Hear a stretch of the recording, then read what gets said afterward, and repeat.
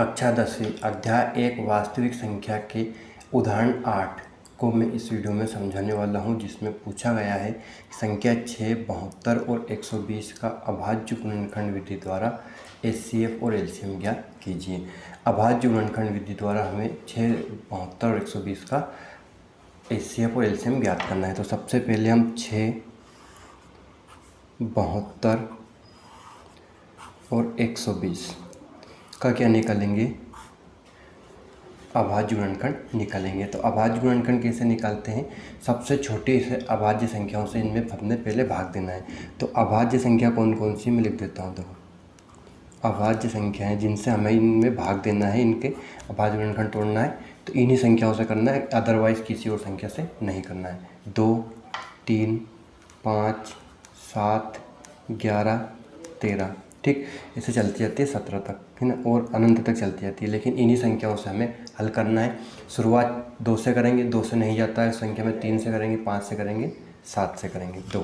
तो 6 में किससे करेंगे, 2 से। सम संख्या 2 से चला जाएगा, 2 का 6 में देंगे, 2 तिया 6। फिर 3 से करेंगे, 3 एकम 3, जब तक करना जब तक कि 1 ना आ जाए। अब 72 में किससे करेंगे, सम संख्या इसलिए 2 से। 2 का भाग 72 में देंगे तो 36 दूनी 72 होता है। 36 बार में 2 का भाग 36 में देंगे तो कितना होता है, 18। 2 18 दूनी 36। फिर 2 का 18 में देंगे तो कितनी बार बन जाएगा, 2 9 18, 9। फिर 3 से करेंगे, 3 का 9 में देंगे, 3 तिया 9। फिर 3 से करेंगे, 3 का 3 में देंगे, 3 एकम 3। अब किसका करना है, 120 का। तो 120 में किससे करेंगे, 2 से। 2 से करेंगे 12 में, तो 2 छंग 12, 0 ऐसे की ऐसे ही। फिर 2 से करेंगे सम संख्या 0, इसलिए एक अंक 0 सम संख्या, इसलिए 2 का 30 में दिया, 60 में दिया तो कितना आएगा, 30। फिर 2 से करेंगे तो कितना जाएगा, 15। फिर 15 में किससे करना है, 3 से, 3 5 15। फिर 5 में किससे करना है, 5 एकम 5। तो 6 के अभाज्य गुणनखंड क्या है, 2 गुणित 3, ठीक। 72 के अभाज्य गुणनखंड क्या है, 2 गुणित 2 गुणित 2 गुणित 3 गुणित 3। 120 के अभाज्य गुणनखंड क्या है, 2 गुणित 2 गुणित 2 गुणित 3 गुणित 5। अब हमें लिखना है इनका एचसीएफ। देखो, एचसीएफ जो तीनों में उभयनिष्ठ संख्या हो। तीनों में उभयनिष्ठ संख्या क्या है, एक तो 2 है, दो तीनों में आ रहा है। तो उसके बाद 3 भी तीनों में आ रहा है, तो 2 गुणित 3 कितना होगा, 6, ठीक।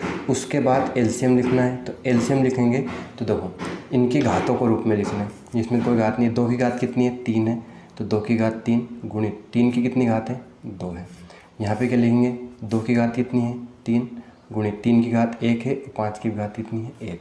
तो अधिकतम घात लिखना है, सभी की क्या लिखना है, सभी अभाज्य गुणनखंडों की अधिकतम घात लिखना है। देखो, यहाँ पे 2 की घात 3, 2 है, 2 है, 2 है, 2 की घात कितनी लिख देंगे, 3 लिख देंगे। तो अब इस सभी 2 का काम हो चुका है।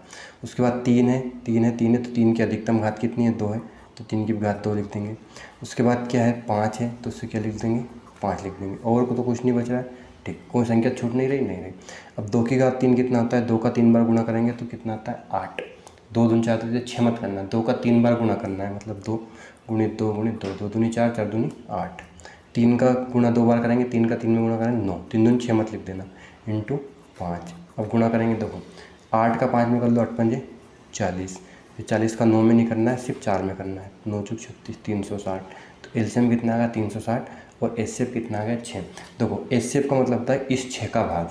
जो एचसीएफ आया 6, 72 और 120 में तीनों संख्या में भाग चला जाएगा।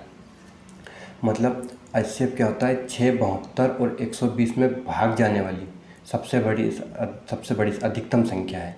और एचसीएफ क्या होता है कि 6, 72 और 120, मतलब 6, 72 और 120 से भाग जाने वाली सब न्यूनतम संख्या क्या है, 360 है। तो उम्मीद है आपको उदाहरण 8 अच्छे समझ में आ गया होगा। धन्यवाद।